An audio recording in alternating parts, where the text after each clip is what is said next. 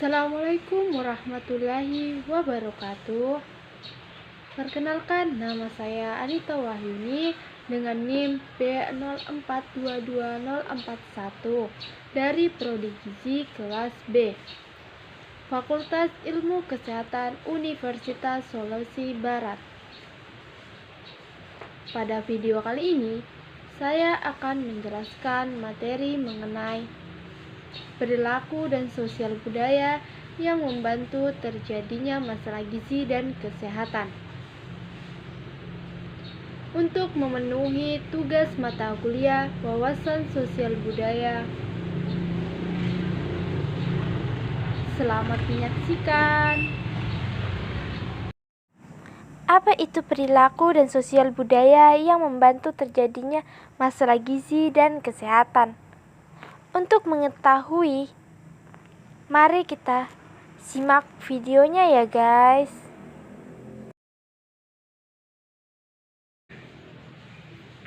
Sudah sejak lama disadari bahwa perilaku dan sosial budaya sangat berpengaruh terhadap terjadinya masalah gizi. Perilaku negatif berupa pantangan makanan tertentu masih kita jumpai di beberapa daerah, terutama daerah yang miskin akan sumber informasi.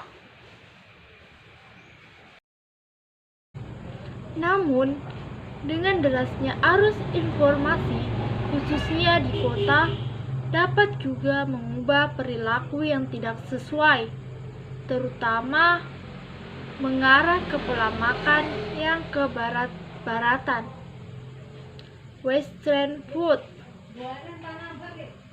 Hal ini juga dapat menimbulkan masalah baru, yaitu kecenderungan munculnya berbagai macam penyakit degeneratif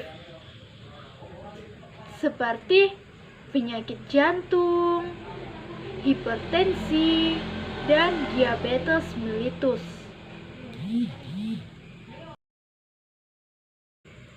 Bisa kita lihat bersama, para ahli psikologi mendefinisikan bahwa perilaku adalah kegiatan-kegiatan manusia atau makhluk hidup lainnya yang dapat dilihat secara langsung, dan untuk melihatnya diperlukan bantuan peralatan atau teknologi khusus. Contoh-contoh kegiatan yang dapat dilihat secara langsung antara lain berjalan, berlari, dan cara memasak. Kegiatan yang dilihat dengan peralatan dan teknologi, misalnya kerja jantung, dapat dilihat dengan elektrokardiogram seperti gambar di samping.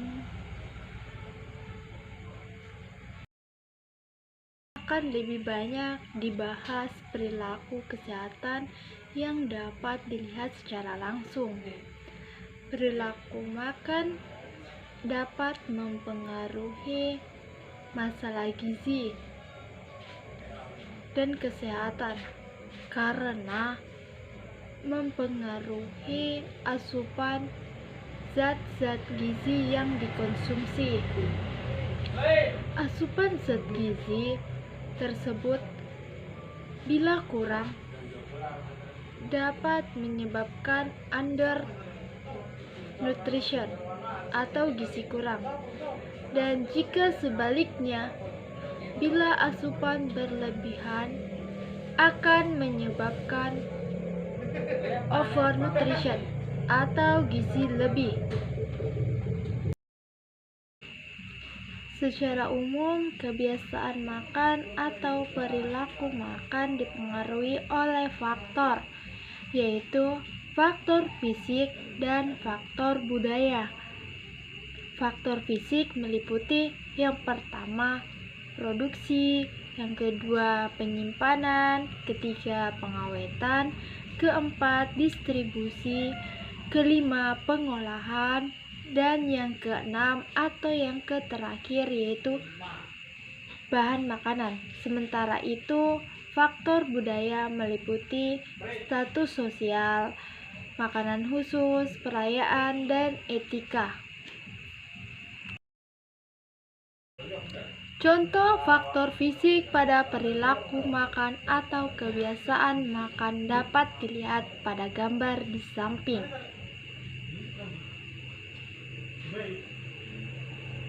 Hal tersebut disebabkan karena faktor distribusi atau pengolahan bahan makanannya yang kurang baik yang dapat menimbulkan faktor fisik pada makanan tersebut.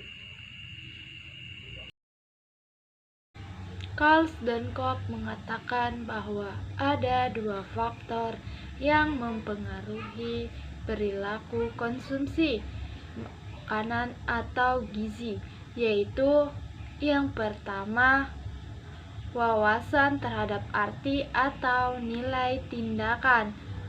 Yang kedua, wawasan terhadap ancaman rasa lapar dan gizi kurang.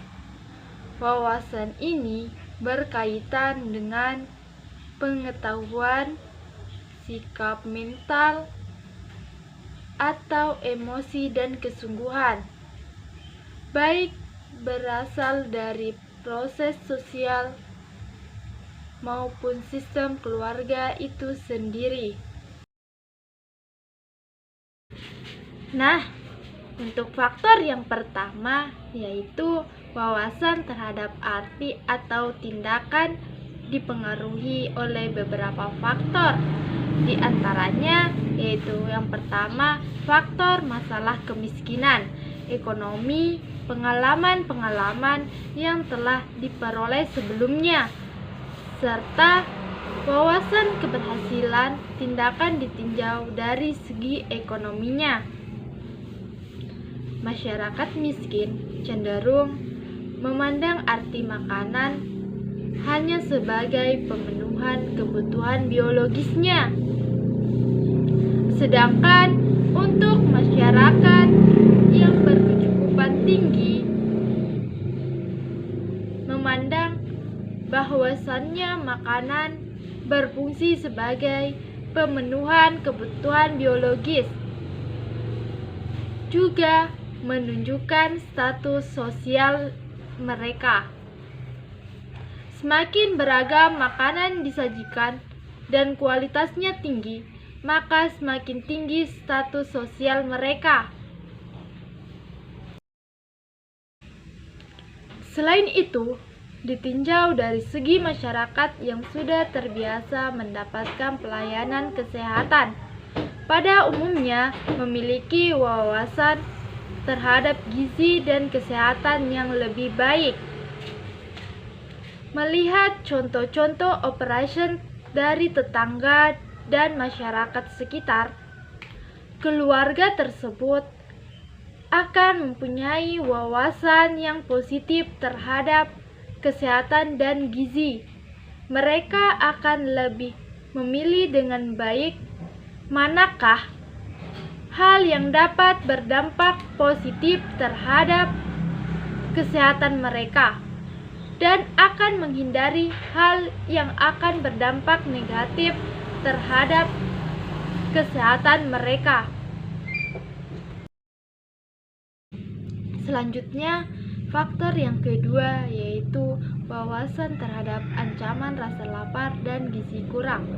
Dipengaruhi oleh beberapa faktor seperti umur, jenis kelamin, informasi yang tersedia, pendidikan, pekerjaan, pendapatan, dan lain-lain.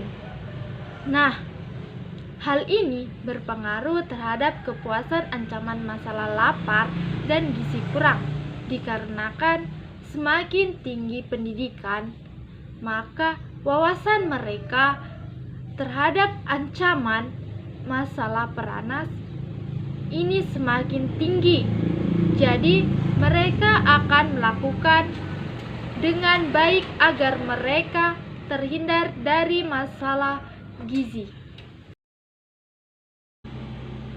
Contoh faktor budaya kita dapat dilihat sebagian besar masyarakat. Masyarakat Indonesia menganut sistem patriarki.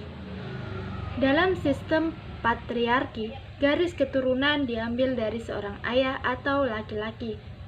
Status sosial laki-laki lebih tinggi daripada perempuan. Oleh karena itu, ayahlah yang lebih sering mendapatkan jatah makan lebih dulu di meja makan. Bahkan, beberapa daerah di Indonesia diharuskan pemisahan antara makanan yang harus disajikan untuk ayah dan anggota yang lain. Kondisi budaya seperti ini turut berkontribusi pada kondisi gizi anak dan ibu hamil di dalam keluarga. Karena semua sistem keluarga patriarki berhubungan erat dengan ketidaksamaan gender. Contoh lain dari faktor budaya adalah orang Hindu yang tidak memakan daging sapi, karena menurut mereka sapi disucikan dan dimuliakan. Karena sapi adalah hewan yang telah berjasa besar kepada mereka. Dampak yang dapat diambil dari orang Hindu yang tidak memakan daging sapi adalah kadar kolesterol lebih rendah. Contoh perilaku dan sosial budaya yang membantu terjadinya masalah gizi dan kesehatan selanjutnya adalah banyak mitos yang beredar di masyarakat seputar kehamilan dan ikan. Ada yang mempercayai bahwasannya ikan dapat menyebabkan bayi lahir dengan bau amis. Ada pula yang beranggapan bahwa ikan dapat meracuni bayi. Padahal anggapan ini tak sepenuhnya benar. Fakta dari bau amis yang timbul pada bayi adalah hal yang normal. Hal ini, bayi lahir bersamaan dengan air ketuban. Sekian video pemaparan dari saya, kurang dan lebihnya mohon dimaafkan. Saya akhiri, wassalamualaikum warahmatullahi wabarakatuh.